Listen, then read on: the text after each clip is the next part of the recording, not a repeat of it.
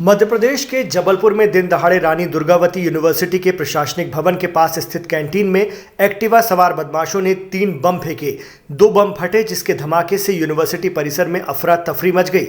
जानकारी के मुताबिक धमाकों से पूरा क्षेत्र दहल उठा। इस वारदात के बाद बदमाश शहर की ओर भाग निकले। कोई पहचान न होने पाए, इसके लिए बम फेंकने वाले युवक मुंह पर कपड़ा लपेटे हुए थे। आरोपियों की पहचान नहीं हो सकी है। कैंटीन के पास लगी सारी घटना सीसीटीवी में कैद है। विश्वविद्यालय परिसर में लगे सीसीटीवी कैमरे लंबे समय से बंद थे, जिसकी वजह से युवकों की हरकत कैमरे में कैद नहीं हो पाई। हमारी जिला एनएसयूआई के उपाध्यक्ष अदनान अंसारी कुछ देर पहले ही विश्वविद्यालय परिसर में कैंटीन है, कैंटीन में आए थे और अचानक उनकी कैंटीन के अंदर एंट्री होती ही साथ यहाँ पर धमाकों की आवाज़ सुनाई दी। उन्होंने बाहर निकल के देखा तो 2 लोग मुंह बांधे हुए थे और बिना नंबर की गाड़ी में सवार थे। वो लोग यहाँ से भागते हुए नजर आए। उन्होंने हमें फ़ोन किया और फ़ोन के बाद जब यहाँ पर हम आए तो हमने देखा कि 2 बम यहाँ कैंपस में कैंटीन परिसर में फूट चुके थे और 2 शायद वो किन्हीं वजहों से नहीं फूट पाए होंगे, वो पड़े हुए थे। संबंधित थाने की पुलिस आई और उसने जो बम है उनको जब्त कर लिया।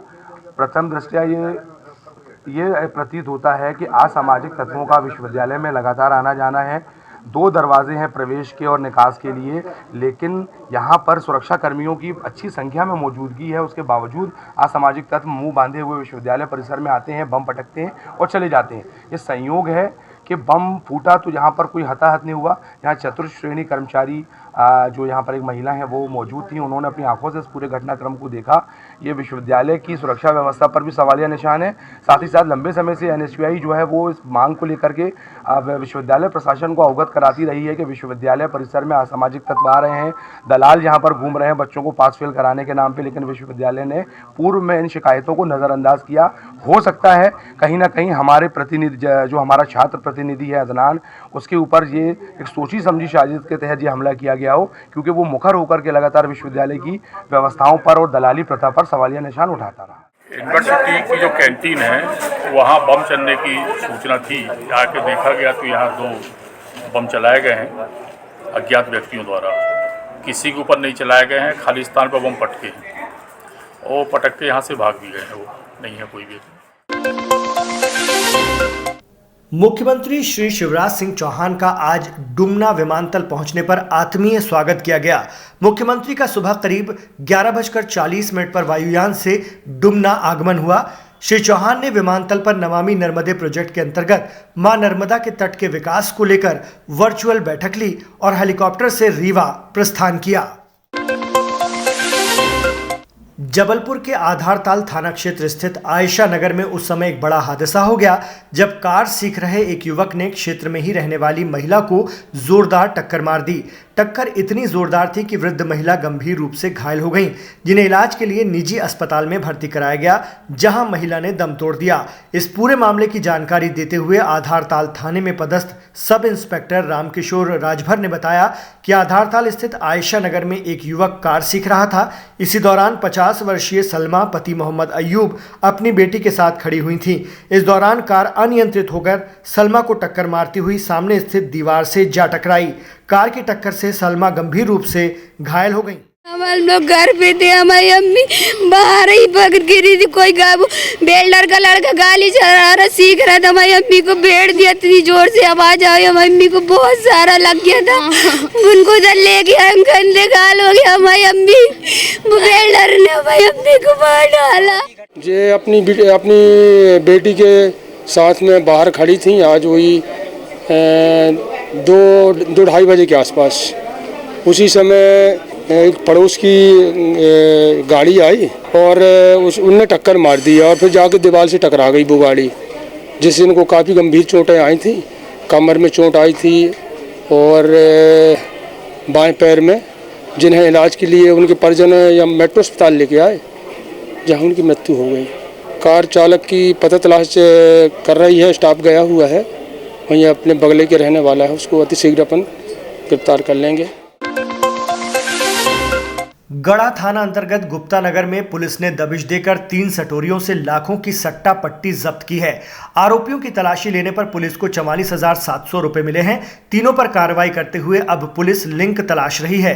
पुलिस को अंदेशा है कि पकड़े गए सटोरिये गुर्गे हैं और खेल का सरगना कोई और है, जिसकी पुलिस तलाश में जुटी है। जानकारी के मुताबिक एसपी सिद्धार्थ बहुगुणा को सूचना मिली कि गुप्ता नगर में मजार के पास विजय यादव उर्फ लंगड़ा, अज्जू यादव और नीरज बैरागी उर्फ डी के बड़े स्तर पर सट्टा पट्टी लिख रहे हैं। मुखबिर द्वारा पुलिस को सूचना मिली थी कि गुप्ता नगर मजार के पास विजय यादव नामक व्यक्ति सट्टा लिख रहा है, जिसकी सूचना पर मौके पर जाकर रेड कार्रवाई की गई तो विजय यादव, अजय यादव एवं नीरज बैरागी 3 लोगों को सट्टा लिखते हुए पकड़ा गया है और उनके पास से 4 सट्टा पट्टी, 3 डार्ट पेन और 44,700 रुपया नगद एवं 1 कैलकुलेटर जब्त किया गया है और सट्टा लिखने 4 का जुआ एक्ट के तहत प्रकरण पंजीबद्ध किया गया है।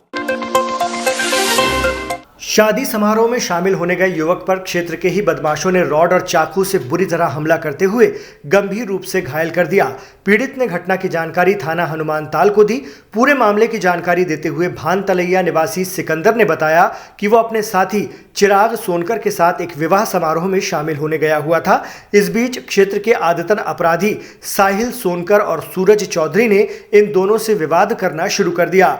पीड़ित द्वारा बदमाशों की हरकतों की अनदेखी की गई, लेकिन जब उसने इस बात का विरोध किया तो अचानक ही साहिल सोनकर रॉड लेकर आया और दोनों पर हमला करना शुरू कर दिया। इस दौरान सूरज चौधरी चाकू लेकर आया और चिराग पर टूट पड़ा। इस बीच मौका पाते ही चिराग अपनी जान बचाकर वहां से भागा। एक नंबर स्कूल की बात है, मैं वहाँ से खाना खा के लौट रहा था तो सर चिराग झगड़ा हुआ, साहिल सोनकर रहा, मैं खाना खा के बाहर निकला, चिराग लेकर भाग गया और मेरे को लोग रात से मारे हैं। साहिल सोनकर, सूरज चौधरी। हाँ, पर 8 दिन की बात चल रहा है। अच्छा। जबलपुर के ओमती थाना क्षेत्र में स्थित कुदरत मेडिकल स्टोर में प्रतिबंधित दवा के कारोबार में लिप्त आरोपी संचालक को पुलिस ने गिरफ्तार कर लिया है। जहां एसआई विपिन तिवारी ने मामले की जानकारी देते हुए बताया कि विश्वसनीय मुखबिर से सूचना मिली थी कि कुदरत मेडिकल स्टोर में संचालक शेख रमजान खान के द्वारा अपनी मेडिकल स्टोर से प्रतिबंधित दवाएं बिना किसी डॉक्टर के पर्चे के युवाओं को बेची जा रही हैं, जिसे युवा नशे के तौर पर इस्तेमाल कर रहे हैं। इसकी सूचना पर तत्काल मेडिकल स्टोर में टीम गठित करते हुए दबिश दी गई, जहां मौके पर शेख रमजान को प्रतिबंधित दवाएं बेचते हुए पाया गया। श्रीमान पुलिस अधीक्षक महोदय ने पूरे जिले में जितने भी अवैध कारोबार, नशीले इंजेक्शन, दवाइयाँ, शराब की जो भी व्यक्ति तस्करी कर रहे हैं उनके विरुद्ध प्रभावी कार्यवाही करने हेतु निर्देशित किया, जिसके तारतम्य में कल दिनांक को मोहम्मदी गेट के पास मुखबिर से सूचना मिली कि एक मेडिकल स्टोर है, कुदरत मेडिकल स्टोर, जिनके संचालक द्वारा अवैध रूप से नशीली दवाइयाँ एवं इंजेक्शन और कफ सिरप जो प्रतिबंधित हैं उनको बेचा जा रहा है। और ऐसी सूचना मिलते ही स्टाफ तुरंत मौके पर लेकर रवाना हुए और उनके मेडिकल स्टोर पर जाकर देखा तो कई प्रतिबंधात्मक दवाइयाँ, नशीली दवाइयाँ और कोरेक्स की कुछ कप सिरप जो कि पूरी तरह से प्रतिबंधित हैं उनके यहाँ से मिली। इनको पुलिस द्वारा जब्त कर कार्यवाही की गई है 5/13 ड्रग कंट्रोल अधिनियम के तहत और आरोपी को जुडिशियल रिमांड में माननीय न्यायालय के समक्ष प्रस्तुत किया गया है। आरोपी आदतन अपराधी है, पूर्व में भी उनके द्वारा 1-2 अपराध किए गए हैं, जिनकी डिटेल डायरी में संलग्न कर उनको जेल में